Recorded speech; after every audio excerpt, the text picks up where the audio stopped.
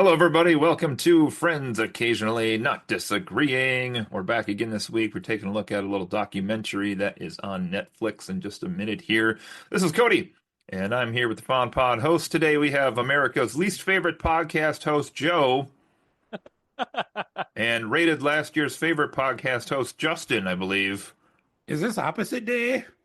Is that true? Who won the Fondy for that last year? I can't remember. Was it you or Brett? I don't remember. Maybe it was Brett, actually. It might have been. But then he I'd have didn't to go show back up and listen. tonight, so it's not him anymore. We're stripping him of that title, Oh man, apropos of the episode theme tonight. So he has been stripped of his title, and there will be more coming on that shortly in the episode here. So There'll be more uh, coming on what? yeah, there might be, Episode? maybe even consensually. Oh, spit take! Oh boy, this is gonna be the one that gets us kicked off the air. Here it goes. you paid $1 for every time you Oh said my gosh. All right, let's see what you guys been up to in this past fantastic week. Let's go down to Justin, who's got this amazing retro background tonight. Is that from the Yeah. game Pro Wrestling? It is. All right. Yeah. So I've been going through a second playthrough of a game that we're going to be covering in the not terribly distant future here. I don't necessarily want to say what it is because that would spoil things. But yeah, it is a little indie game that has multiple like branching story paths, or at least multiple endings for each story path. It's not quite what I expected it was going to be, and it's been an illuminating experience going through and trying to see just what you have to do differently to get things to play out a little differently that might change things further down the line. For something that looks as simple as it is, it's pretty complex. Um, Other than that, I haven't really been doing a whole heck of a lot. Been well, in reference to today's episode, I have tried to get back into watching wrestling, Oh, and just to see what it's like, because I haven't really watched it since well, we'll get to that, I'm sure, once we get into the episode proper. But I'll say the modern WWE is not quite like the WWE I remember from back in the Attitude Era. But it's been Would an you say interesting that it experience. is TV 14 family friendly Yeah, entertainment? yeah, and to some extent, that's probably not a bad thing considering the Attitude Era was a lot. But we'll get to that when we come to it. Anyway, Joe, what's been going on in your world? Oh boy. Well, you just reminded me I probably should be spending time trying to finish that game that you didn't want to mention. But instead of playing and finishing that, I have had my soul devoured by a game called Balatro, Nice. um, which I don't even really know how to describe it other than to say it is basically poker as a roguelike.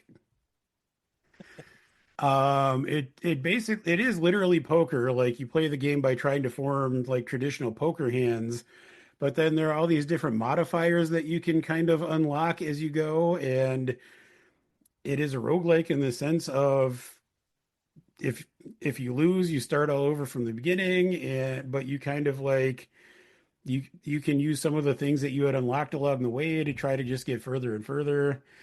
Um, I actually came to it in a weird way. They released a DLC for Dave the Diver, which is a game that I know I've mentioned a couple times before on this podcast. And they had a free DLC pack that was a crossover with Balatro, and Nice. I didn't even realize for a while that Balatro is its own standalone game. It's the version in Dave the Diver is kind of pared down, so it's the standalone version is much more robust. But I kind of got hooked on this little like mini game within Dave the Diver, and then once I discovered that there was a fully featured separate game, I was like, oh no. And then I discovered that you can get it on your phone, and that was the worst decision I've ever made because now it's with me all the time, everywhere I oh. go. But yeah, it's like if you had just described this game to me, it would not have struck me as anything I'd really be interested in, but for some reason it is super addictive and just like latched itself into my brain. I think, So Joe, you could probably label 2024 as your year of the weird mashup video game. that is true. That is actually probably very true. I was just not, I don't know if you're done or not, but I had mentioned Dredge to a coworker of mine who was out for the last like week and a half with pneumonia. I didn't know where he was, but then I found out he had pneumonia, so he was laying around. And when he came back, he on Friday just said like, "Oh, and I played through Dredge while I was sick. Also, it was really fun." I was like, "Aha! There's another game Uh, called Dave the Diver that my friend likes. Check that one out next." Yes. There is Dredge DLC for Dave the Diver as well, which I think I've mentioned before. Nice. It kind of weirdly crams a very, very, very limited version of the Dredge gameplay into Dave the Diver. Is there a Dave the Diver download DLC for Dredge? So I thought when they initially announced the crossover, they said that there was going to be, but I don't think that has actually come to fruition. I could be so wrong, but I think originally it was supposed to kind of go like crossover both ways, but I don't think it has actually. Nice. is Dave the Diver actually creating the metaverse right now with all these crossovers? It honestly, it kind of it. There's also a Godzilla DLC pack randomly. Take And that, then Mark my Zuckerberg. favorite and most random one is that in the newest, there was, well, so there were a couple separate DLC packs, but the most recent one has the Balatro. It's got a crossover with another game that I can't even think of, but then it also features some sort of like apparent pop star who I'd never heard of before, who shows up as a character in the game. She's this like adorable little pixel art who plays a ukulele, and she you can unlock like new types of sushi because of her. So it's weird, but it's fun. You say she's from the hit video game Yooka-Laylee? Yes. My God. Anyway, so I Yeah. guess Dave the Diver, shout out to that too. I know I've mentioned it a few times on this podcast, but like it's well, the last time I mentioned it apart from now, I was saying that there is a campaign which I like really got involved with and got through. But once you finish the campaign, you can just kind of like it just kind of becomes like a diving and sushi sim. You can just kind of keep going through that cycle. So I've been doing that, but now plus all these other DLC things, it's just kind of a ever evolving fun experience. So, So let me ask you, you got Friday to Sunday to spend. Are you going to spend it with Dave the Diver or are you going to spend it with Dave Mansell? why not both? Yeah, do we Maybe. know Do Dave the some Diver's last name?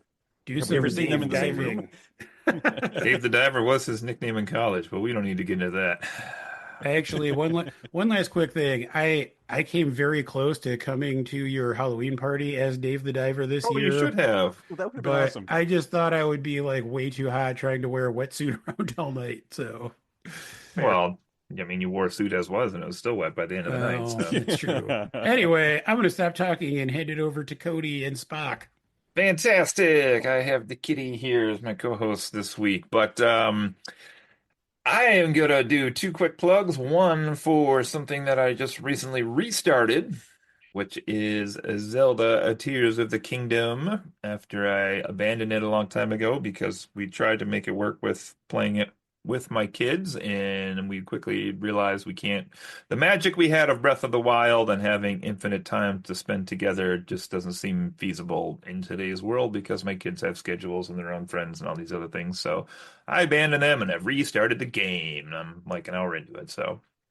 I was having fun with that the other day. There's a cat sniffing the back of my head right now, which is really unsettling. But the other thing I'm gonna do In for Soviet Russia, pussy smells you. the other thing I will put a I'm plug so in sorry. This for. is the last episode of Fond. I'm so sorry, everyone. No, they already banned us in Russia. Don't worry. Um, Last Monday, so a week ago from when this will come out, we went to go see Wicked Part 1 at the theater. And I don't think we're doing an episode on that, but it was I fantastic. I believe you mean Wicked. The movie is just called Wicked. It's just Wicked. What did I say? You said part One. one. It's just called Wicked. Oh, on the title screen in the movie theater, it says literally Wicked Part 1. Oh, it's being marketed as just Wicked because they're Huh. trying to hide the fact that it's two parts from the audience. I don't feel like that's true at all. It is 1,000% true. I disagree 400%. They are also not marketing it as a musical, which is weird. They are marketing it as a musical, which is why they said it was unusual compared to the last musicals that have come out. This is the first one to embrace the title musical.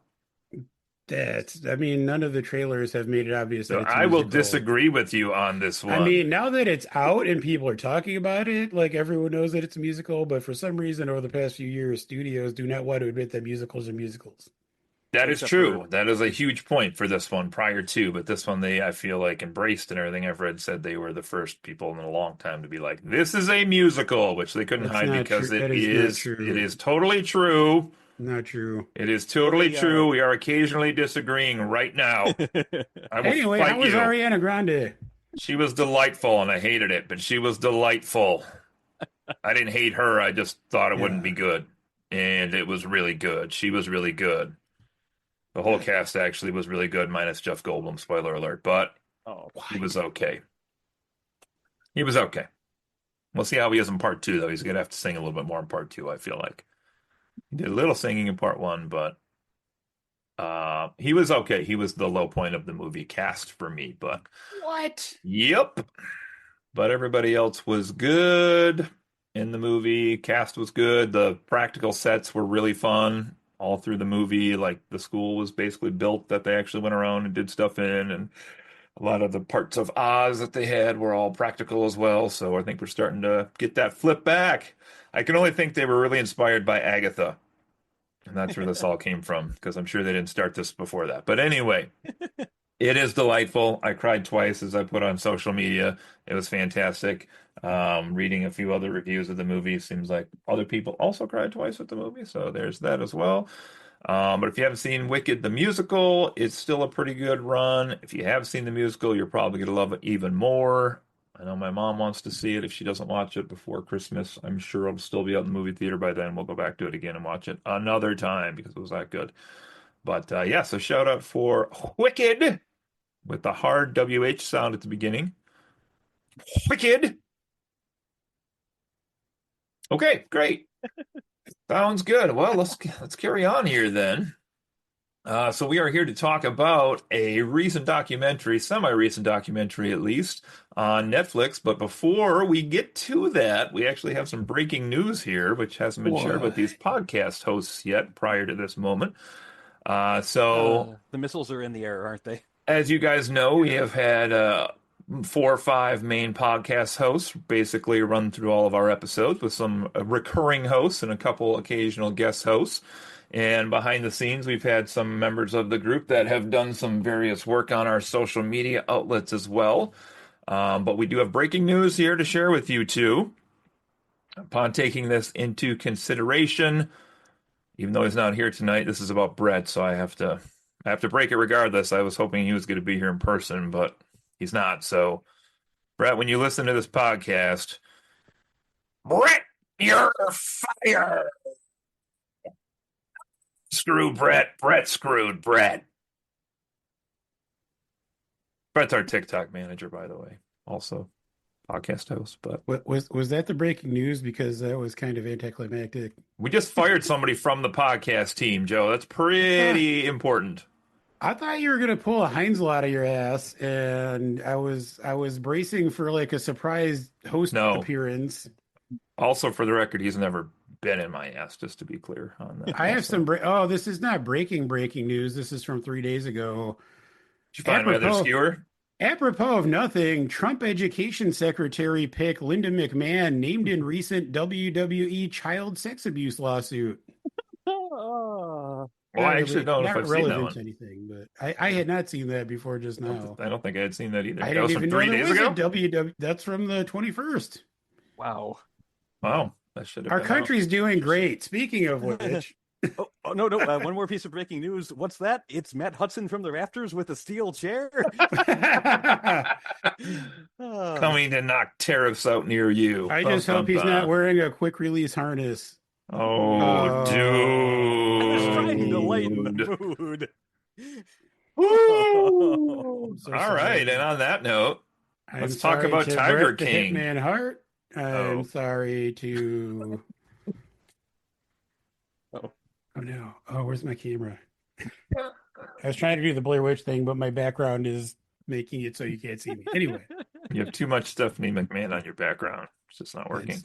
Can you ever have too much Stephanie McMahon? Yeah, any Stephanie McMahon is too much Stephanie McMahon. But anyway, all right, we are here to talk about the documentary Mr. McMahon on Netflix. On the outset, I guess before we get into this, I just want to say this is weird to me that this was produced and came out for viewing on Netflix because it came out, I think, at the end of October, right? Somewhere in October. That I sounds think so. right. And if our listeners or you guys didn't know, in January, um, WWE Raw moves to Netflix, I believe. So this That is also kind of sounds weird. correct. They're like putting a interesting light on the company that this guy helped found, and then they are immediately turning around and starting that programming on Netflix, which is a little weird of a 1-2 to me on their side. But anyway, I guess people don't care. They just want to consume content and call it Well, good. I mean, it could maybe be a way to kind of acknowledge the controversy before they start airing it, and like in a weird way, maybe by getting this out there, they feel like they're like distancing themselves from the legacy of that. I don't know. Yeah, like a way to Yeah, you might explain be away right. that this guy's not involved anymore, kind of Yeah. yeah. You might be right. So, Mr. McMahon, this is a 6 episode documentary or miniseries. I don't know what you want to call this, what it's officially labeled. I'm not sure, but How about a um, docu-series? why not a docuseries? It's on Netflix. This is a 67% on Rotten Tomatoes at the moment. And I guess the question going into this from a lot of people who were involved with the company and have who reviewed this as well, whether this is a mostly fair, honest portrayal of who Vince McMahon is, or whether this was more of a hit job piece that is showing him in kind of a bad light at times and overall. And we can make that decision as we kind of go through stuff today, I guess. We have 6 episodes here, and I'm not going to run through what's in each of these, but I will mention the names of the episodes since they're all basically 1 or 2 words. We have episode 1, which is Junior, which focused more or less on his father more than him. Episode 2, which is called Heat, which is kind of talking about like getting the company up and going and building controversy. Episode 3 is The Screw Job, which had a couple pieces to it, including the famous Montreal screw job we can talk about. Episode 4 is Attitude, which was kind of that era they had in the late 90s into the early 2000s. Episode 5 is Family Business, which focused a little more on the legacy of the company with his son and daughter. And episode 6 was called The Finish, some of which the interviewing in this documentary changes in because they warn you frequently with some text on the screen that the end of this basically does not have Vince McMahon himself, who is in the rest of the series, because of the most recent lawsuit against him, and he doesn't basically appear anymore past that point.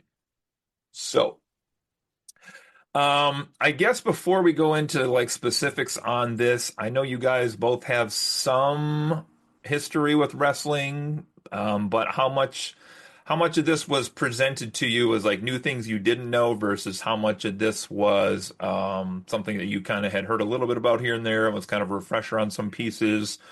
I'll let you guys go first on that. Where do you weigh in? How much of this was new to you? I'd say like the stuff about his history growing up, I didn't really know anything about until watching this, and of course, it is a matter of how much you believe what Vince McMahon says about himself in that regard. But yeah, I didn't know anything about his childhood. I pretty much just knew him as the guy who ran the company and then became a character in the actual events in the Attitude Era primarily. And of course, I knew about the recent sexual assault, sexual abuse lawsuits against him and all that. But um, aside from what was presented on TV and then that last bit very recently, I didn't know a whole lot else about the guy personally. Yeah, I mean, honestly, I feel like my answer is pretty much exactly the same as Justin's.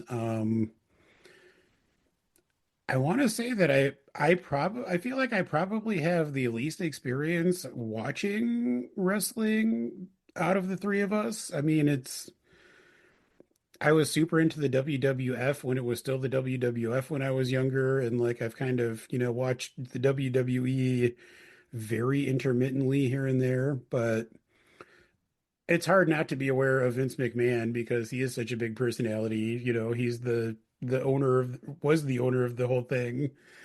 Um, and yeah, so I was kind of familiar with his appearances on TV and his, control over the company.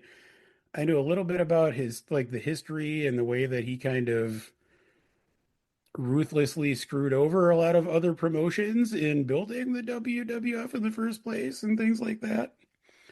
But like Justin said, I didn't really know anything about his family life. I mean, again, if you believe what he says, it sounds like there was a lot of abuse and maybe some incest in his childhood. And some of that might explain some of the reasons that he seems to behave the way he does now. But we can maybe talk about that as we go on. All right, cool. Yeah, this is a there was maybe a few pieces in here that were things that maybe I hadn't heard of before. I'm obviously probably the biggest wrestling fan of the three of us. And WW then F was something I watched, from when I was little till probably the early 90s, I would say. And then I kind of split off and stopped watching that particular one. I still know, I mean, even to today, like I know enough from wrestling news and rumors and what's going on to like know what's happening there, even though I don't watch there. But Vince McMahon is just somebody that I'll just say at the onset here, I have hated for an extremely long time. So I'm going to try to do my best with like not being overly jaded with my own biases going But he seems into like such a this. nice guy. Well, yeah, there's that, but I mean, he has his own sins in the industry beyond the scandals we'll talk about today that just kind of keep me away from liking him. But there was a lot to unpack in these 6 episodes.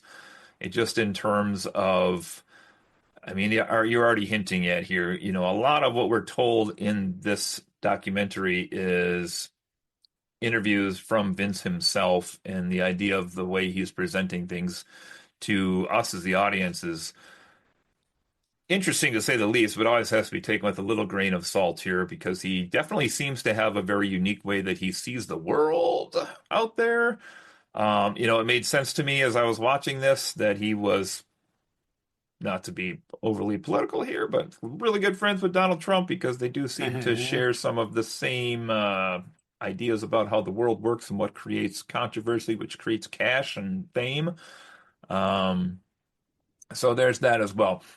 All right, so let's just take a look at a few of these here. I have, just for my own notes that I wrote down, some interesting things that would be from his life now, and you can look at these in different ways, but just to kind of go through these, I guess, one at a time here. There was some business of the first one mentioned being his relationship with his dad, where essentially it seemed like nothing he could do, whatever, like win his dad's approval.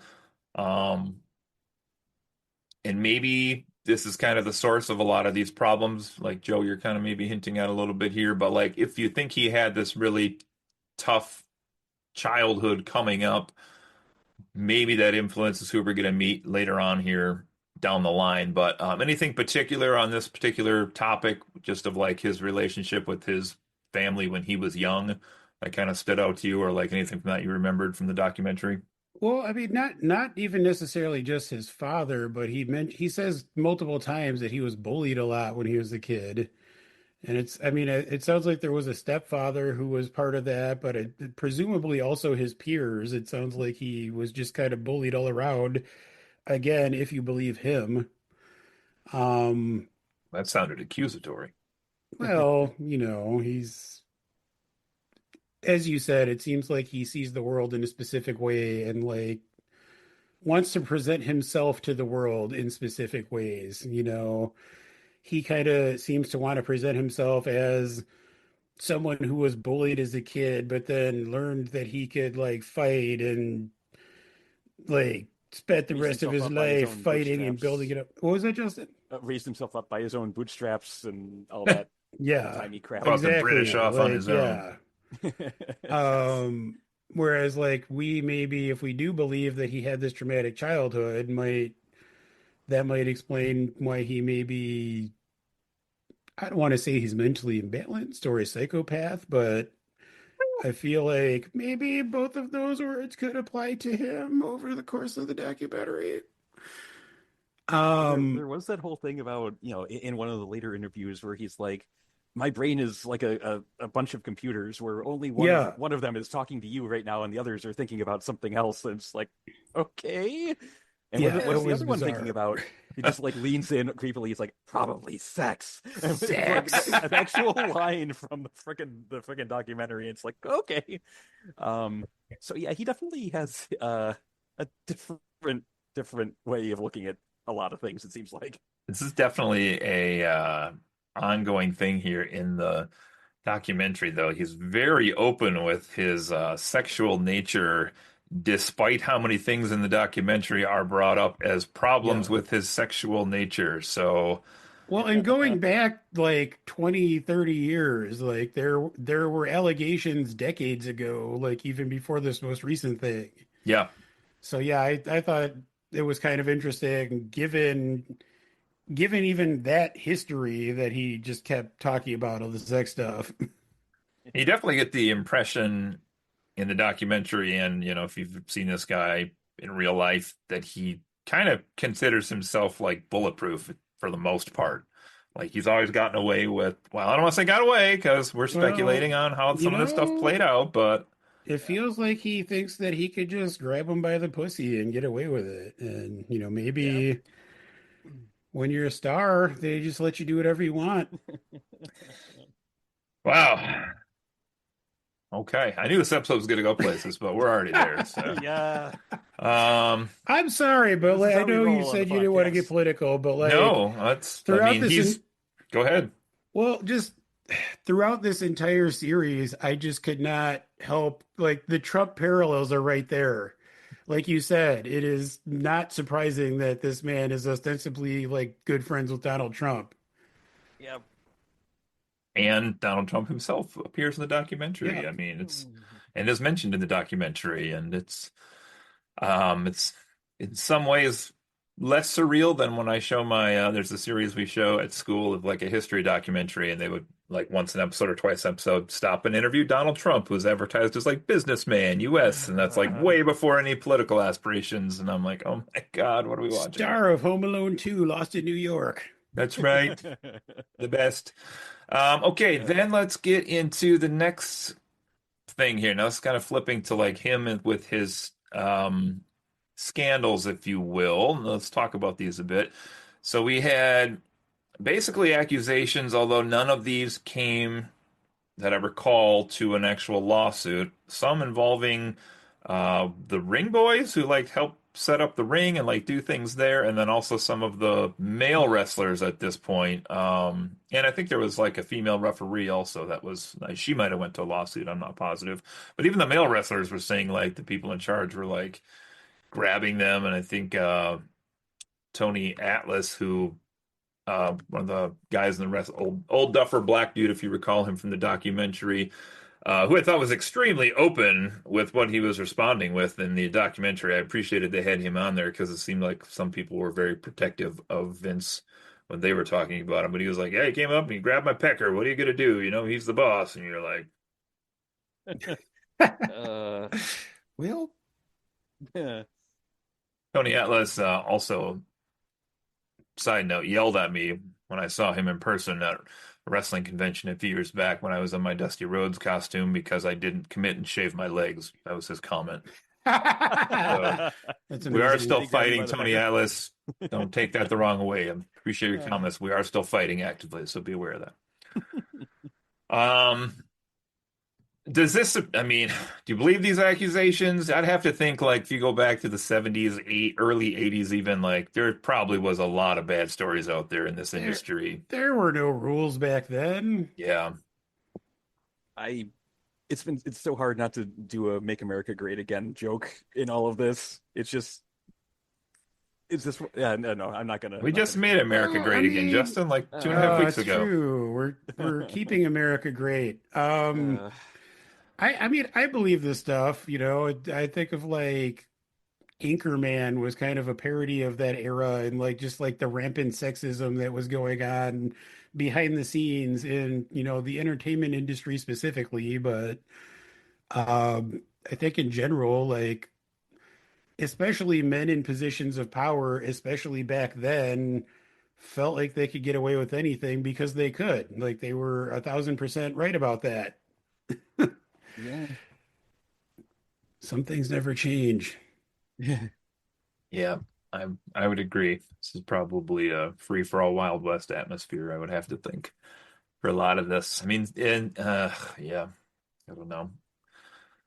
All right, then we had next thing I wrote down, at least this was off the top of my head, but next thing I wrote down was the steroid scandals in the 90s, early 90s, which almost tanked Vince McMahon. And I guess we have Hulk Hogan playing the U.S. government for the fool as the reason why Vince stayed in business there, which was clever on his part, I guess, basically Yeah. guaranteeing his immunity. But Justin? Yeah, yeah, I mean, essentially, that was a weird art imitating life sort of thing where, there's all this buildup that, Hulk Hogan of all people is going to take down, Vince McMahon, and then all of a sudden turns the courtroom into a fucking theater, and it's like, no, he never told me to do nothing, that kind of a thing. It's just, Yeah, it's a weird melding of that sports entertainment feel with actual real life stuff, and it's just bizarre how that bled over so seamlessly into real life. yeah. Even though like 3 years later, he's like, all right, I'm fully committed to putting Vince out of business. Yeah. But Again, which is very, very wrestling. I mean, Yeah, it totally is. Yeah, yeah, they're absolutely. still buddies. Yeah. apparently. All right. I don't have a ton to say on the steroid scandals. I mean, this whole concept, I guess, of him being innocent of all of this is, I thought it was hilarious that anyone expected anyone to believe that like all of these people were not just rampantly using steroids. I mean, it's even Vince McMahon himself, like Yeah. he throughout the series, you could see how jacked he is all the time. Like I don't yeah, think he is maintaining that physique, especially with how old he is. He's like 80 now or like 79. Mhm. yeah. Like dude's probably been juicing for his entire life. While running this like huge company, also, he Yeah. has time to keep that body going like that. Well, and also like long-term steroid use like that might also play into some of his other behavior, but Hmm. Ah, uh, like it can definitely add to aggression and yeah, some other stuff. Yeah. When they're interviewing him on this part, he's like, I didn't know, whatever the guys did, they did. They took the pills, they took the shots, had nothing to do with me. And I'm like, okay. Sure, Vince. despite the fact that there was like a doctor on staff that was Yeah. doling these things out like, Tic Tacs, it sounded like. Despite the fact that it sounded like if you didn't have like the exact correct physique, you weren't gonna make it on TV and be Yeah. famous. Mhm. Didn't he try to say that the doctor was like government mandated or something? I feel like he said that it was Something like like that. a doctor that was just Yeah. assigned to them. Like I don't believe that. Hi, Yeah. everybody. There was some interesting stuff with that for sure. Let's talk about this next one. This is probably one of the more famous events in wrestling history, which was the fall and death of Owen Hart from the R.I.P. arena. I think it was in Kansas, if I'm not mistaken. Basically, in wrestling, if you're not a wrestling fan, somehow are still listening to this podcast, which is amazing. But if you are, definitely the idea here is that they started in the mid 90s this idea of rappelling from the ceiling to make these grand entrances. Owen Hart was doing this. Shawn Michaels did like a zip line, I think, at a couple points, and then in WCW, it's Sting kind of doing the same thing as that angle started getting up with the NWO. And in this particular case, Owen basically leapt off the top and fell right down to his death. A lot to unpack with this one, I think. I didn't realize. Now I knew, see, again here having some prior knowledge, but I knew that if you were watching it on pay-per-view, they didn't see it. They didn't see him die on pay-per-view, which I knew, but they explained it in this documentary, which I did not know, that apparently it happened while the lights were more or less off in the arena. So the people there in the arena also didn't technically see it happen in the moment. Obviously, they had to get the lights back on to try to get him out of there, in the hope that he was still alive and somewhat okay at that point. But I'll let you guys talk on this one because, yeah, I those stories you hear about people who supposedly work in like Amazon warehouses where they'll, it's, they don't get any breaks, it's hot in there, and then they just stumble across the body of one of their coworkers who's dead, and they're expected to just keep on working. Um, yeah, is essentially what happened here in the WWF, WWE, whichever one it was at the time, F, I think, where yeah, one of their friends, one of their colleagues just plummeted to his death, got wheeled out on a stretcher, and Vince said the show had to go on.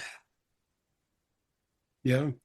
Uh, I honestly like, I mean, I remember when that happened. Obviously, it was a great tragedy, but watching this documentary, I felt really bad for Bret Hart.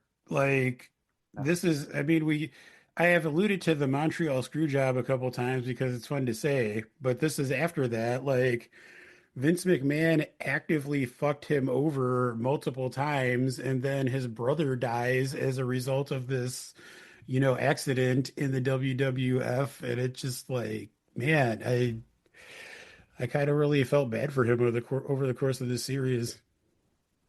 uh, and it's like there's apparently some big investigation where they determined it was the manufacturer of the harness that was at fault, and but that shouldn't matter. Someone dies in the ring, someone dies in front of thousands of people, even Yeah, if they don't realize it at the time. The other talent sure as hell does. You the show think, must go on. yeah, you think they're going to want to get out there and like uh, go through the motions to and pretend like everything's fine? It's out of everything in this that they cover in this documentary. I honestly think this right here is the most monstrous thing that Vince ever did. Just because it was a matter of an actual loss of life, and he was just like, "Nah." And yeah, that is just that's inhuman. if I recall, I think the other people they were interviewing were a little mixed on the reaction, were they not? Because correct me if I'm wrong, when they basically had the lights back on, and obviously don't show any of this in the documentary, but if I think they like basically carted him out, but were hoping that he could survive basically somehow, or that he could be brought back or something. But did the other performers know that he was dead at that time? I guess there's that consideration just only from like you're thinking of still going to work with your colleagues, you know? I'm trying to remember. Yeah, I'm trying to remember what they said. I think you're right that they didn't know immediately that he was dead, like when they were carting him away. But As that event went on, though, I think even the announcers announced to the crowd that we can't believe we're having to say this, but That Owen does Hart sound has right. passed away. Yeah, so they knew at some point during the event, and I don't think that was like right at the end. If I'm wrong, I stand corrected. But uh, e- either way, it was made known before the night was over. Yeah. I guess yeah, it's, I mean, well, go ahead, Joe. I was just gonna say I'm reading about it now. It looks like he was transported to a hospital and actually died there. So it sounds like it was Oh, so he was maybe. sometime after it happened before he actually died. But Okay. I mean, still, even if he wasn't actually dead yet, like obviously this like serious thing just happened, and this wrestler who was supposed to appear was like seriously, he fell 78 feet apparently. Like that should have been enough for most rational, empathetic people to be like, all right, everyone gets a refund. I'm sorry, this is over. Like we need to deal with this and, support this person who's been working for us for years. Hey, So yeah, I mean, back to Justin's point, like whether they knew he was dead or not at the time, or whether he was dead or not at the time, it doesn't feel great that Vince McMahon's just like the show must go on. yeah, and I had always known that, the broad strokes of what had happened in this whole thing, but hearing like the finer details and just that complete seeming lack of concern, empathy, care at all about someone who'd worked for him for years, and just the fact that another human being suffered like that, and just being, shrugging it off and saying, "Well, we can't lose the money." That's just that is unconscionable. Um, yeah, and even though there is a lot of other pretty bad stuff that they cover later on in this documentary, I don't think anything is actually, in my mind at least, worse than that. I do agree with you that it made me feel pretty bad for Bret Hart, which is a pretty hard thing for me to do because I don't particularly care for him. So that is, I Is it agree with because you he's though. Like, Canadian? no, he's got his own issues. We're not, it's not a documentary on him, but it's obviously a sad event in history, period. It does make me think like, you guys probably know like Sting's my favorite wrestler of all time, and like he must have rappelled down 50 times back in the day. I mean, and recently they've had another guy kind of doing it. I mean, no more than like 3 weeks ago, I think there was somebody that just rappelled down as well. So it's like a good reminder, like some of that stuff is awesome, but we probably don't need to take the risk on some of that just for the sake of entertainment. Like there's a point where it's too much. So that's probably a good reminder. Um, Sometime a little bit later than this gets into, well, I'll tell you what, let's go into actually the sexual harassment of some of the female performers on the show. This is about the roughly the same time to maybe a smidge right around then, a year later too. But there were some female performers who felt like they were being victimized. I just can't imagine this. Um, and the company, notably one by the name of Sable, who very frequently was known to take clothes off in the ring and do these other very juicy angles behind the scenes, backstage and whatnot. And I know she had a lawsuit that she filed against them, and then suddenly it was like somehow the lawsuit settled, and she was back on TV again the next week doing the same stuff. And it's like, what? Yeah, that was interesting to me because not only was it a lawsuit, but she was like appearing on talk shows and just like spilling all the tea and like, really like making these accusations about Vince McMahon as public as they possibly could have been. Yeah, So I really wonder how much money he paid her because there had to have been like a gigantic payout. Because, like you said, all of a sudden, then she's back on the. Not only is she back on the show, but back to doing all the like sexual stuff that yeah. presumably led to the situations that she filed the lawsuit over in the first place. Yeah, I mean, you go back to the late 90s, that was some pretty wild times for wrestling in terms of what they would allow as content on TV, as far as pushing the envelope on nudity and simulated sex and all of these other things taking place, women doing very, very demeaning things. I mean, Yeah, like seeing some of those clips again for the first time in like 25 years, 30 years, I am amazed that my dad and I actually sat down and watched this together back when I was a teenager. I just Just watched like, this with your dad last night, so I know what you're talking about. No, you're absolutely right, though. And I mean, there is definitely you got to think of it as a product of its time because it was a little bit different then for sure. Like, if you go back and watch some of my favorite comedies, I'm sure they probably are not real appropriate in some spots here and there for lots of different reasons. But I guess what shocked me more, maybe it shouldn't have with this, was even though like they were playing that stuff on TV, it sounded like a lot of that was happening for real behind the scenes also. Yeah. Yeah. Well, and I mean, you said it was a product of its time, and I mean, that's true to an extent, but it would be one thing if this was just, like scantily clad women wrestling, showing off some boobs and butts and stuff. But maybe this is where we need to start talking about the idea of this Mr. McMahon character, Yeah, which I mean, the miniseries is titled after, and Vince McMahon wants us to believe that he is Vince McMahon and that the person who appeared on TV was a character, like a fictionalized version of him, referred to as Mr. McMahon. And I think, where this is different than just being a product of its time is whether you want to say it's a character or not, we see the person who owns this company who is signing Sable and these other people's paychecks true. on public television, like telling a woman to take all her clothes off. Like, if In you're front of in sorry, front take of your clothes off. Like yeah, all in this front of like thousands sexual of people. stuff. Yeah, like I to me that it just feels different than like, some innocent titillation or something. And it's a great point because again, pro wrestling being such a unique thing in culture, but like it's a great point. Like what other company or like you don't see Bill Gates or Jeff Bezos or somebody just like being like, you want to keep your job?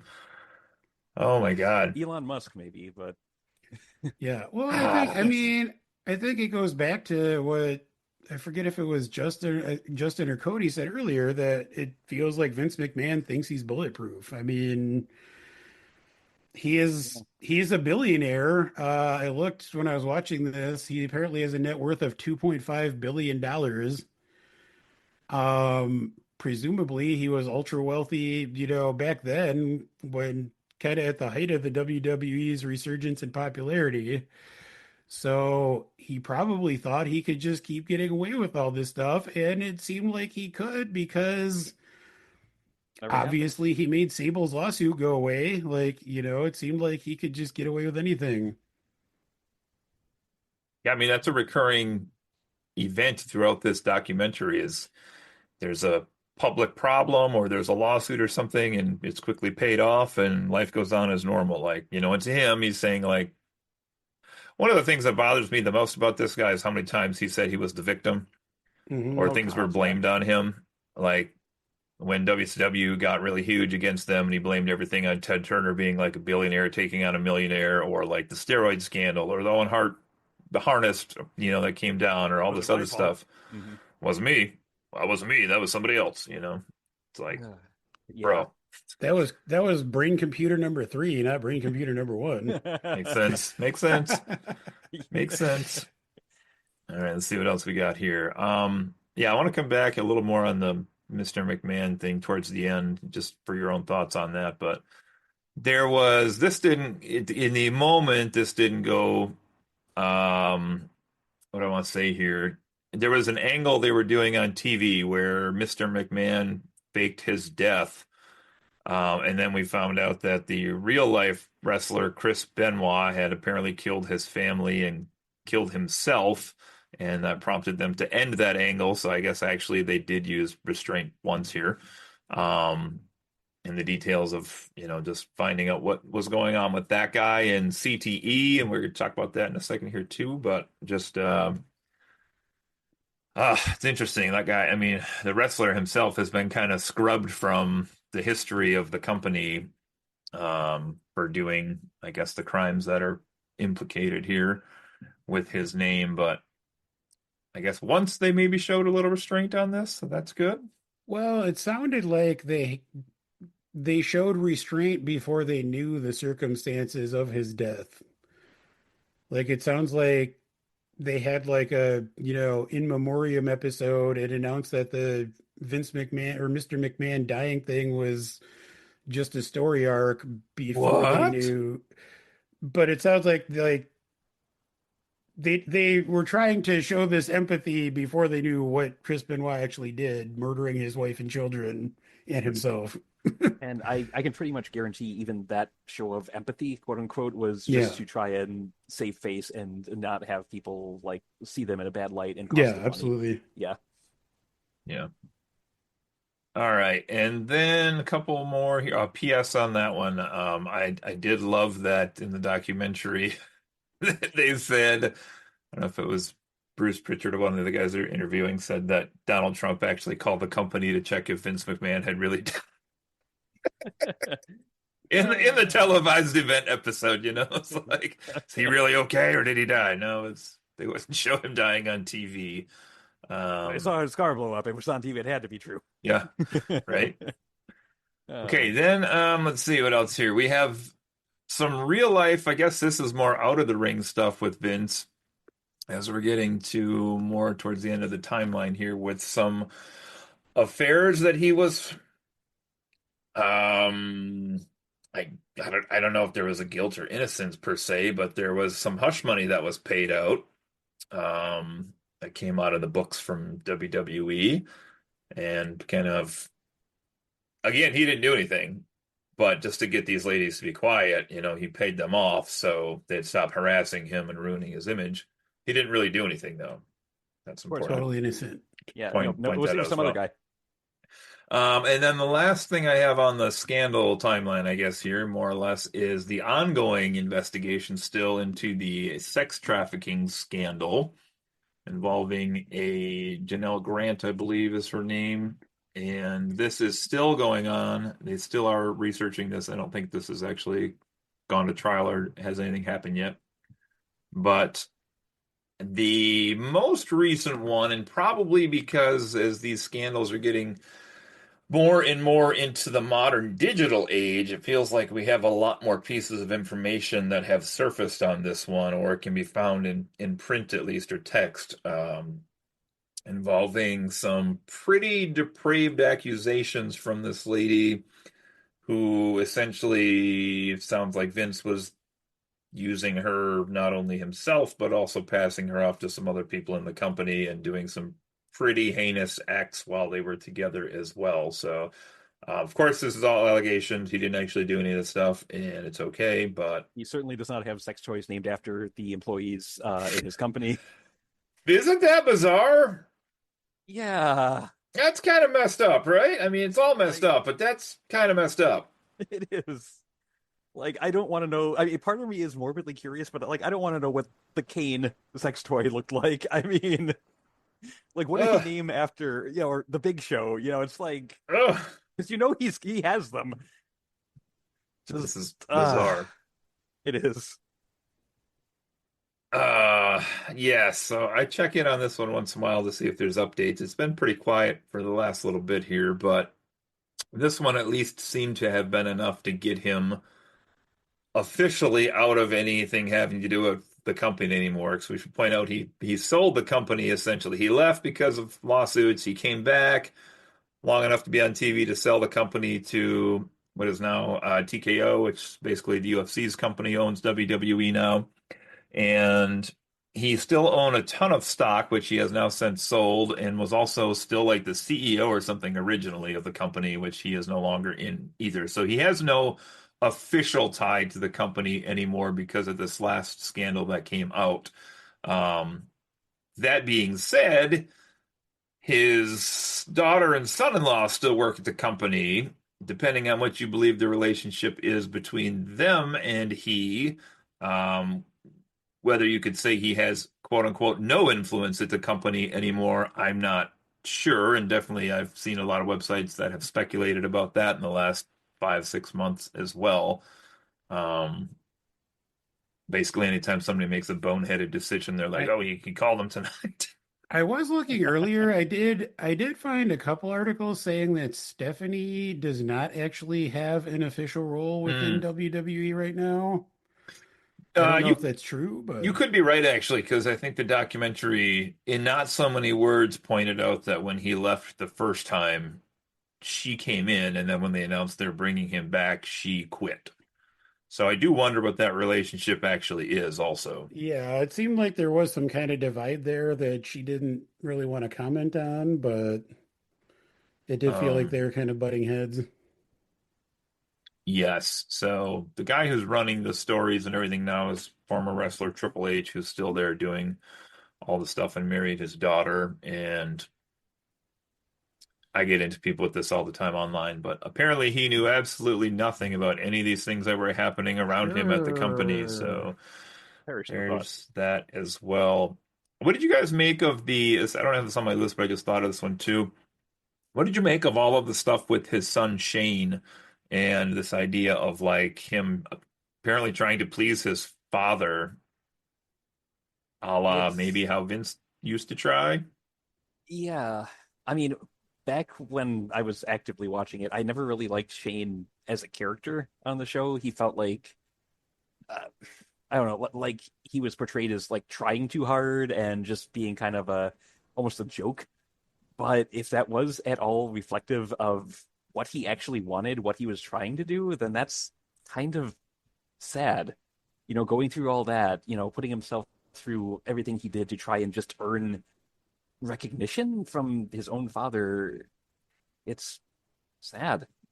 And I know that's what Vince claims he did himself, but of course everything he did was, brilliant and perfect, perfect planning and whatnot. Whereas Shane is like, oh, he's just not trying hard enough. And it's like that's awful.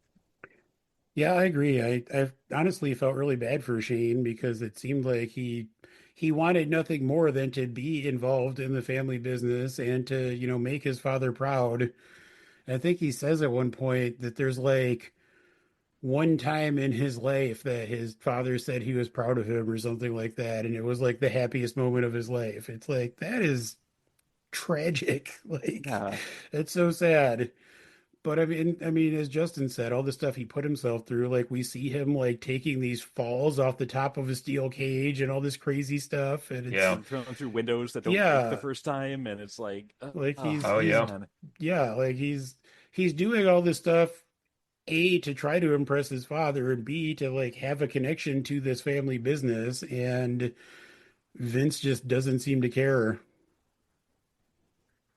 Yeah, it's interesting. I always think about when you're a kid and like you go through some sort of a situation with your mom or your dad, your parents, whether I guess in my head I always thought you would look at those struggles that you went through, whatever it was, alcoholism or abuse or whatever it was, and then you could basically choose to either go down the same path or be like, this is going to motivate me to live my life a complete 180 from how I was raised. And it just seems like if what you believe Vince said about his parents were true and his stepdad and his dad, that you kind of think he would have went a little bit the other way because it seems like he tried so hard to get his parents' approval, but maybe it was just so long, like so much of his life had gone by before he had kids that he was already like broken and jaded by that point, and then he just continued the same pattern again.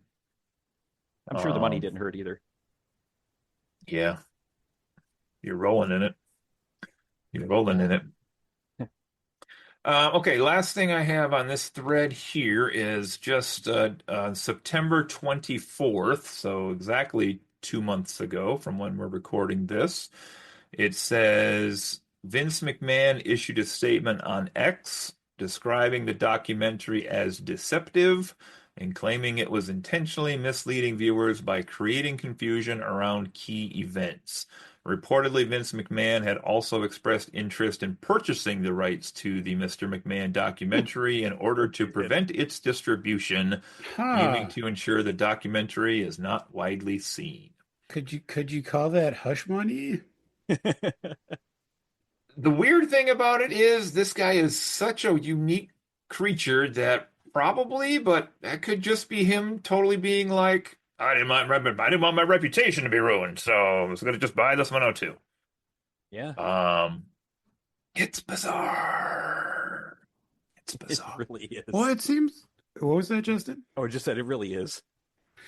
I mean, that seems to be his MO is just throw money at things to make it go away. Like we see that repeatedly throughout this documentary. So Yeah. it's not surprising that he tried to throw money at the filmmakers to get them to not show this to anybody.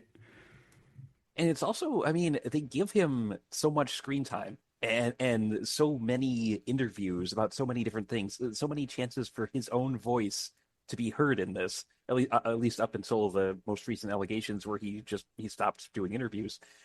I can't envision how you could do all that and have so much time to plead your own case and say that it's unfair. Yeah, I mean, and be a rational human being because a lot of this documentary is devoted to just someone sitting down and talking directly to Vince McMahon and letting him say whatever it is he wants to say. You can't get a whole lot more fair than that. I mean, while still covering any other viewpoints. Yeah. I guess they're saying maybe he's kind of insinuating here that they like pick and chose what footage made him look the Mm. worst, right? Not that there was a shortage of it, because let's Yeah. just figure out what this is here. Okay, I have a little side topic here for us. This is compliments of the website The Sportster. And I'm going to read you guys and let you comment on 10 unbelievable quotes from the Netflix Oh documentary. boy. Let's start with Vince McMahon saying, quote, I don't really regret anything in my life. I believe that 100%. Yeah, he's a narcissistic psychopath. Like Yeah. he's never done anything. I mean, you guys said earlier, nothing's ever his fault. He's never done anything wrong. Like, Mhm. Yeah. His ego is too big to ever have done anything wrong. It's yep. all these little peons that are bouncing off of it that are causing all the problems in his life. Uh-huh. All right, here's another one. This is from Vince McMahon. He said, this is regarding Sable, who we talked about earlier. Quote, all I know is she came back to work. Unquote. He can't recall a lawsuit ever being filed against him. Yeah, I thought that was hilarious. Like There when was a he lot of says, these times too, I felt yeah, like. but he actually I don't says in the know. documentary, like, I don't remember much about that. Like, uh-huh. I had to reformat that brain computer. uh, uh, but that is your classic up on the stage, I plead the fifth, Your Honor kind of mhm. response. So it's just I don't believe him for a second unless he's like too hopped up on the roids or something else, and it just blanked that part of his memory. I'm not gonna read all 10 of these, but this one maybe of any line just struck me in the documentary, so I'm glad they have it on this list because I'd forgotten about it. Vince McMahon on retirement. Quote, I have no sympathy for people like that, so go die. Unquote. Yeah, that whole thing I thought was like, wow. it it it seems very applicable to present day America. Oh Yeah. my God. Well, someone else they're interviewing at some point says that like Vince McMahon is the WWE, and like I feel like that is entirely tied to his ego. Like he just wants to perpetually be in the limelight and be, praised for this great thing he created. Like I think the idea of like retiring and not having people talk about him and not being, in the public eye is probably something that he would never be interested in. Yeah. Hmm. Yeah, it's like food for him. He needs it to keep Yeah. functioning. Yeah. I don't think it'll ever happen, but I will say in the wrestling rumor mill, there has been occasionally a blip of speculation that he will come back and try to start some new promotion to now compete with the WWE just because why not? Let's Oh. see here. Take a look at just a couple more here. Well, this isn't really as salacious as some of the other things we've talked about here tonight, but former WWE writer claimed, quote, Vince thrives under pressure and thrives under healthy competition, unquote. And this was, as I mentioned or hinted at before, I was more of a WCW guy once the big war started. And when they lost to WWE or purchased out, it was a hard pill to swallow. But has been fairly well known in the industry. Like once the competition went away, then the show on WWE got really bad to the point where they actually almost went out of business again, even though they had conquered the industry, just because they didn't have anything to go up against, I guess, at that point. So I guess this is like Vince is at his best when he's under pressure. Let's see what else we got here. Oh yeah, here's one or two more I'll just do here. Stone Cold Steve Austin, who was interviewed several times for this, said, quote, "I'm not a CTE guy, just don't believe in it," unquote. Uh, I mean, yeah, Don't that seems like is something he would say and actually mean it. He always just came across as kind of a straightforward guy. Uh, Oh, so I fully believe he believes it, but yeah, yeah. Sounds like someone's jockeying for a position under RFK in the health department. uh, oh, uh, yeah, so this one, I guess, I think they actually did like a brain analysis on Chris Benoit. Isn't that how this actually started? Yeah, they talked about that, And and basically his brain they was like claimed that it was fucked. like the worst brain they'd ever seen. Yeah. This guy's just got a Uh real bad brain. yeah, adding so something. minor player in our discussion tonight, but there was a wrestler for a while, Chris Nowitzki here, who basically complained about like the concussions they kept suffering from like the chair shots and everything, and was not taken too fondly by the WWE, but in since years has kind of spearheaded the research into not only wrestling but football as well and other things, into like looking at the effects of high impact hits on our brains and how that starts like a downward spiral. But this is kind of interesting just from like a performer's perspective, I guess. If you don't believe in it, then I guess you don't believe in it, but there's I that. mean, the idea that having your brain like rattled around inside your skull and having that happen and believing there's nothing bad that could come from that, that just boggles my mind. Yeah. Yeah. This is a whole nother topic we could get into sometime, but like the amount of pro wrestlers who die when they're fairly young too, is like insane. Um, for whatever reasons, could be drugs, but it could very well be also Yeah. things that happen in the ring. I feel like they like very briefly hinted at that during this segment, talking about like people die when they're like 35, Yeah. but they didn't really get too far into it. But yeah, I mean, it's as you said, they cannot be great for you. Yeah, no, it's crazy. I mean, just to think like the three of us are older than many of the famous wrestlers ever lived to be, which is kind of insane Oh, with all the money and the fame and everything else. But yeah. And then on the um, flip side of things, yeah, I mean, like The Undertaker wrestling as long as he did, or God, is he still wrestling at this point? no, he retired a while back, Oh, but he good, does he good. does pop up once in a while for an appearance. But yeah, just going as long as he did, and Yeah. I can only imagine like the state of that man's spine and just his bones in general. Hmm. Like, oh, that it's a sport that it's got to destroy you after a while. The Just Undertaker seeing, wrestled for a full 30 years from Jesus 1990 to Christ. 2020. oh, That's insane.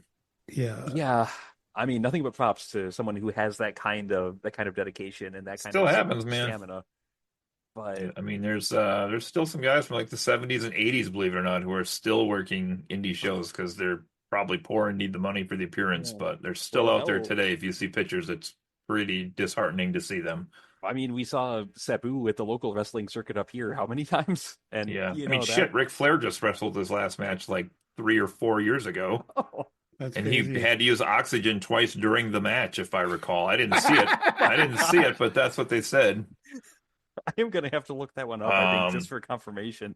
2022, July 31st, 2022. God. there it is. I think he had you can also Google if you want, Joe, but I think he also had a match where he like legally died during the match, and like a wrestler in the match, like basically saved his life somehow. I But mean, for years, I honestly thought he was going to die in the ring just because he seemed like that was all he ever wanted to do was just wrestle, just be out yeah, there, just be on stage. And I didn't think he'd ever quit until he just quit in a different sense. I mean, this I'm is I'm glad that didn't happen. I do want to clarify that. So just to put a button on the Ric Flair thing, he did not legally die during the match, but he had a heart attack and passed out twice during his last match. Ah, It's mercy, Uh, uh-huh. man. Hmm. oh Um, man. yeah. So, to anyone out there who says, "Oh, wrestling's fake. It's stupid. It's fake," it may be scripted, but Yeah. the shit they do up there on the stage, Yeah. they put themselves through literally through actual Yeah. legitimate hell.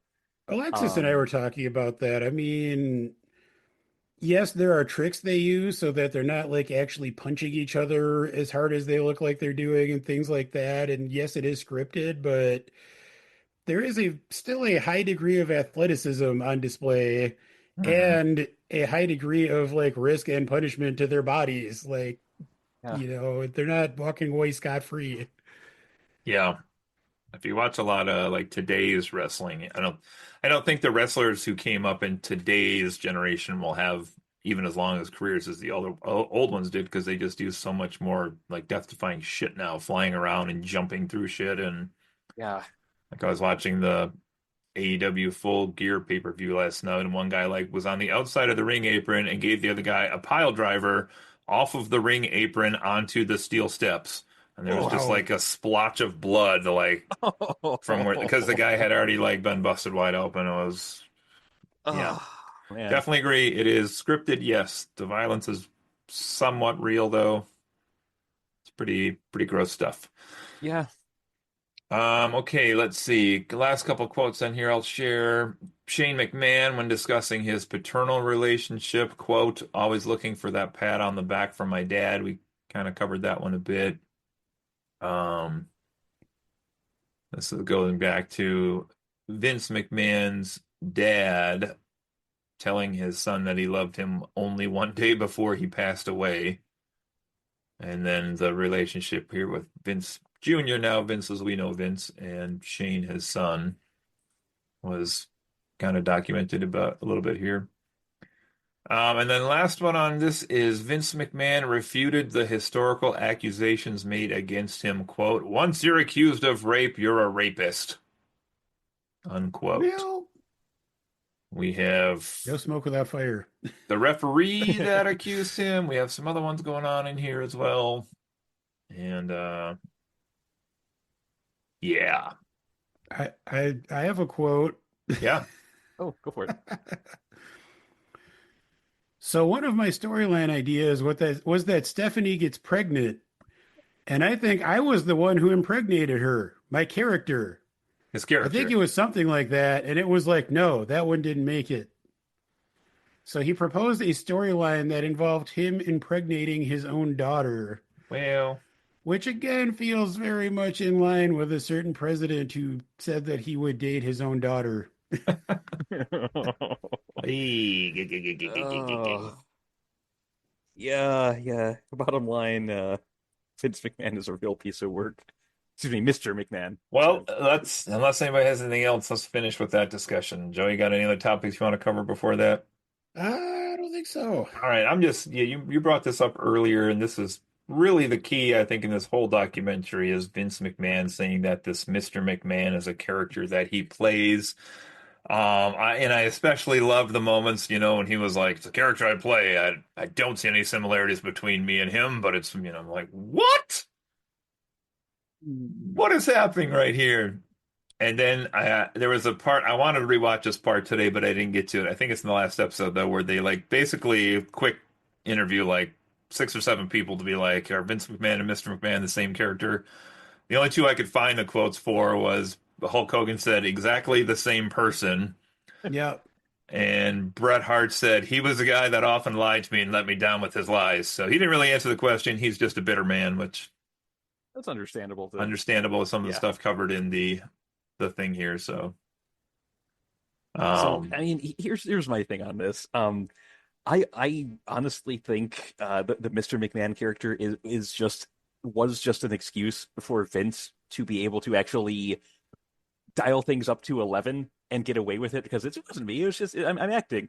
He could have just played it as like the evil boss is a fine archetype for a villain. I mean, you can be like, you win this match or you're fired, and you're going to be fighting five guys. Yeah. That's bad enough. You don't need to be up there in the ring, screaming at a crying woman to take her bra off or she's fired, or strutting around like a fucking Muppet, call it, using the N word, which he did like to, I don't remember if it was like Booker T or whatever, but he's just like going down the ramp and he's, what's up, my, and, my N word. He just like keeps on going like, blah, blah, blah, blah. Yeah. And it's just, you don't need that extra lack of class. I know I'm saying that about like wrestling in the 90s, but even so, Yeah. there's enough, and then there's that. And yeah, I honestly think it was just an excuse for him to be able to do all that stuff and not face any repercussions for a good long while. Yeah, I agree. It was like him giving himself carte blanche to just like say and do everything he wanted to do. Yep. And I would be shocked if anyone actually believes that it was really just a character. I mean, it was insane too. Like, I forget the woman's name who, like, there was the storyline where he was having the affair with her and, like, she was drugging his wife, like, she was playing his wife's Oh nurse. yeah, Oh, Trish I forgot. Yeah. Stratus. Was that Yep. Trish Stratus? I think so. That sounds right. Yeah, but it's this whole thing where it's like, oh, it was Linda's idea. Linda thought it would be hilarious if we kissed. And blah, blah. It's like, no, like, no one is buying this. It wasn't my idea. It was someone else. Yeah, like, oh, but it's just a character who's having an affair with this, much younger, attractive woman. And it just, the whole thing is just like so sleazy. Yep. Yeah. My question, I guess, that I'm just thinking is like the summary of this whole guy is it's got to be one of three. I don't know if these three are separate or not. Even I can't tell at this point, but basically it's one of three situations here. Either one, this guy is just really deceptive and that, like as Joe said, this guy knew what he was doing the whole time. He was playing out this character so that he could do all these fantasies that he's always wanted to do. Two, in his head, he actually believes that these are two completely separate things and that the McMahon character is not him in real life. Or three, he is so delusional that he actually can't tell apart himself. And I don't know what the answer of the three is, which is the scary part to me here. I don't know. Like I said, I mean, I They think could he's a all be true, which is psychopath. weird. Well, I mean, I do think he's a psychopath. I think that I believe that he believes that he has never done anything wrong. Okay. And maybe saying that Mr. McMahon is a character is like a way of rationalizing that stuff to himself. But yeah, I do believe that he genuinely does not think he's ever done anything wrong. And that that's the terrifying part. that tracks. Yeah. Oh So man. extrapolating on that, then you would say that he genuinely believes that this character he plays is not who he is. So, I mean, yeah, it's Yeah, I guess it's brain so. computer Yeah. yeah. number 5 or whatever. It's Yeah. So many computers. It's pretty crazy. I mean, he's kind of, scummy either way, but it's, I don't know. I mean, I'm trying to think of like positives I can say about this guy, and the list is pretty short. I mean, I guess in one way he, despite everything else, kept like pro wrestling alive and healthy in America. So there's that. But at what cost, I guess, could be argued. Um, I do actually kind of admires the wrong word, but I am impressed with how he could singularly focus on one thing to like make it such a big thing. Like, I don't know that I can keep my mind on just one thing as much as he did just as one thing, which is pretty crazy. And then wasn't mentioned in the documentary, but again, just from knowledge here, I do know that. And maybe I look at this differently actually after the watching the documentary, but then I do know the WWE was the first live sporting event that took place with people after 9/11. He was the first one that came back before baseball and other things did, and basically gave a speech that was like, terrorists aren't going to dictate us. We're going to continue to be Americans. We're going to come out. We're going to do things, which I was giving at least a little bit of credit for that. But now I'm like, show must go on. Like, I'm like, oh Yeah, man, that is like exactly how I would feel hmm, about that now. Like, of course Yeah. he's the first one to come back and try to make a bunch of money. bills to Co- pay. Yeah. COVID, what's that shit? We got standing room left here. Come on, pile them in like sardines. Just I could see that too. Yeah. Uh, Um, yeah, I don't know. I got nothing else on this one. I did enjoy watching it quite a bit. I will say, and going through not only events I I'd heard about before, but little pieces I hadn't heard about. I have one quick question, which is just something that amused me. Yeah, Did either of you watch this with subtitles? no. yes, I was gonna bring that up and I forgot. So Alexis and I watch most things with subtitles because we're old and it's hard to hear things. Every time in this documentary that someone says WWF, which is very frequent, the subtitle always says WWE, Yep. which just That's funny. amused the hell out of me. And even like when they say World Wrestling Federation, the subtitles Yeah, said entertainment. Oh, yeah, It's really? like, yeah. seriously, guys? I mean, I'm assuming there's some kind of legal thing tied to that, but it was just hilarious. Yeah, Yes. I'm never clear when they can. If it's in the past, I feel like they can talk about it. So it's weird that they would have Yeah, that's why it was so weird to edited me. that. Like, yeah, they're clearly talking about the past. Yeah. Yeah. Well, if it wasn't for those panda bears with the steel chairs, they would still have their name. But Maybe they didn't want to accidentally buzz market the World Wildlife Foundation. wouldn't wanna wouldn't want to give them any credit here. Oh, Despite how many animals they've had on their shows over the years. Snakes, birds, bulldogs. They've had it McMahon's. all, I tell you. What was the last one? Uh, I said McMahon's. McMahon's. That's right. Puppies. yeah. Oh. Ah, Well played. Anyway, McMahon puppies in the case of Stephanie. I mean, what? McMahon. Puppies. Yes. Ah. Oh, goodness. Well, it was an entertaining jaunt. I guess, what we decide we're going to rank this based on how much we enjoyed the documentary. Is that what we're saying? Or what did you say? How are we? Hang on. This Let's Or is let's I don't know rewind that tape. how well we think it succeeds as a documentary. I how don't well know. it succeeds as a documentary. Okay. Yeah. Well, um, I screw it. I'll go first. Um, so I went into this willing to have an open mind, willing to give Vince the benefit of the doubt, hear the story a lot from his side, but also just like see what his history is, that sort of thing. See if maybe it would change the overall impression I had on him. And it did.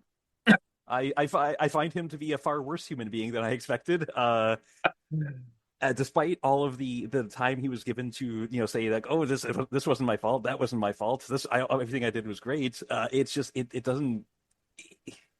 They gave him the platform and he failed to convince us. And they gave him the time. They gave plenty of other people around him, like his employees, his coworkers, his family. They gave them the time to like plead their case and whatnot. And altogether, it painted what I think is a very convincing picture of this man. And it's not a flattering one by any means. Like even the stuff he tried to say to like defend himself often just made things worse. But so I think it it was effective in portraying who he actually is, regardless of what he wants us to believe.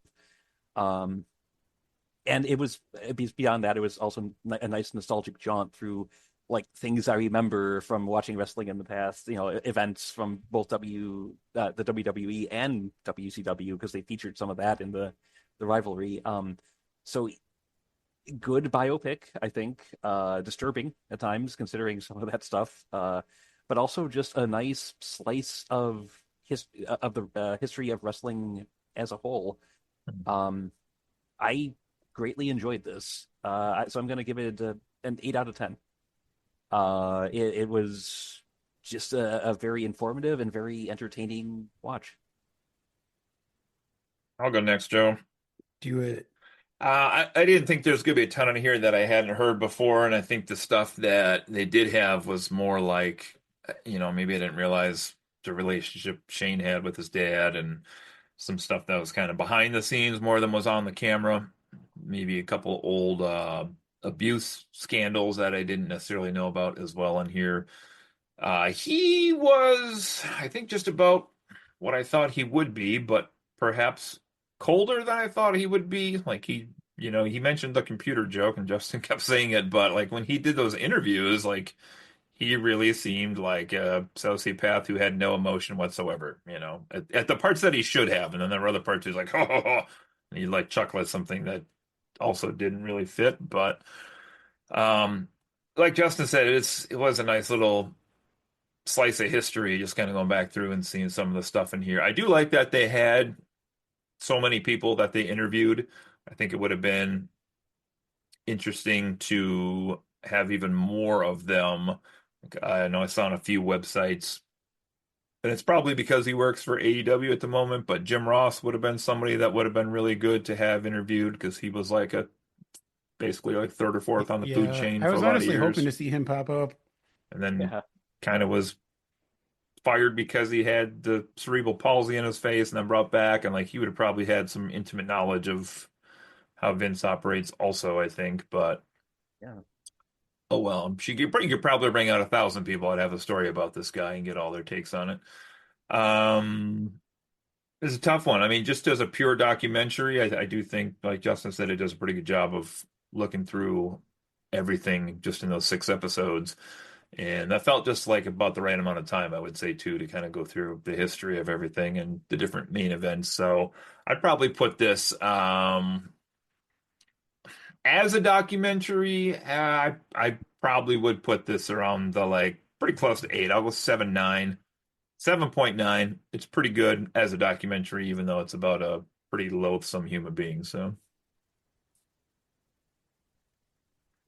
1.0. Good night, there it everybody. is. No. I think my score actually changed kind of over the course of this discussion. Um, I enjoyed this documentary. Like I thought it was really well made and interesting.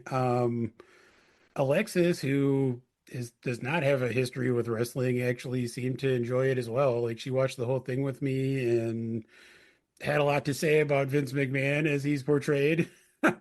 um, but I do think that it manages to kind of capture your interest. Like it is well made and well paced and all that. One of my biggest complaints about documentaries these days is that so many of them are series and a lot of them feel overlong, but this one never felt like that to me. That said, this series was not what I thought it was going to be because of the ongoing scandal and more recent charges. Mhm. I kind of thought that was going to be the focus of the series. And so I was like really kind of bracing myself to get into the nitty-gritty about all that stuff. So coming into this podcast, I was expecting to give it kind of a lower score just because it doesn't really spend much time at all on the current charges, which I'm kind of curious what that is all about. That being said, it does do a great job of painting a portrait of Vince McMahon. And if that's what they set out to do, I think they accomplished it really well. I mean, as Justin said, he does not paint a very flattering portrait of himself, but it feels like they gave him the opportunity to, present himself however he would. Yeah. And I do think that it's presented in a way that, at least to some extent, you can draw your own conclusions about him as a person. Um, as I said before, to me, he comes off as being a psychopath and kind of a terrible human being, but I don't think the filmmakers are necessarily telling you that. They're just saying, like, this is who this guy is. And also, having read, more about the ongoing stuff, I understand why they couldn't really get too far into that because it is an ongoing legal case. I doubt they would really be able to find anyone close to it who legally could talk much about it. Yeah, great point. Um, but even though they can't get into that stuff, I do feel like what they do present gives some context for the ongoing allegations and helps inform, how people might feel about that. And also, as you guys said, it also functions as kind of an interesting retrospective on the history of the WWE. Like I said at the start, I kind of knew a lot of the stuff about the history of it, but there are a lot of things that I was not familiar with. So it's kind of a nice trip down memory lane. Um, so overall, I was going to land on the same score as Justin, but for the sake of having some disparity there, I'm going to give it an 8.1. Ooh. Oh, Interesting, interesting. You did make me think of like the other guy, I think Bruce Pritchard, who was like, Vince McMahon paid for my wife's cancer treatment, so he's a good guy. And I was like, bad people can do a few good things as well. He was yeah. also probably boning your wife. I believe that guy is also named in the ongoing lawsuit, so that's why I was a little like, Well, okay, keep talking about how Uh, good he is, I guess. But yeah, honestly, I think this is worth watching simply because Vince himself tried to pay money to have it never air. So, I mean, if you want to stick it to a rich bastard, yeah, I'd say definitely give this a watch. yeah, but joke's on us. Netflix just paid them $5 billion to yeah. to get their thing on their platform. So, Uh, oh, good times, minus the good times. Okay. Anybody have anything else for tonight? Oh This also goodness. this also feels like a preview of what we can expect over the next 4 years. sad but true. It's very possible. I'm just kidding. Listen, I love Donald J. Trump. I think he is our nation's greatest president. I want to go on record as saying that. I cannot wait for him to once again make America great, somehow even greater than he did last time. So much greatness. It's insane. Also, I should give a shout out to our listeners and where was it? Latvia? Oh, yes. That we here it is. Nope, that's not it either. Whatever country we're scoring highly, and apparently, according to some email they sent me. So if you're in Latvia and you're listening, shoot us a message. Let us know how you're doing out there. But I am Latvia's favorite podcast host. you very well might be Latvia's very famous favorite podcast host. All right, everybody. Nothing to go out on today. I don't know if we can get into anything that doesn't reflect the overall culture of some of the things in this documentary. So, this has been episode 147, the Mr. McMahon review. This is Cody. That's Justin. That's Joe. We'll see you next time on Friends Occasionally Not Disagreeing. Have a good night. Bye, Montreal Screwjob.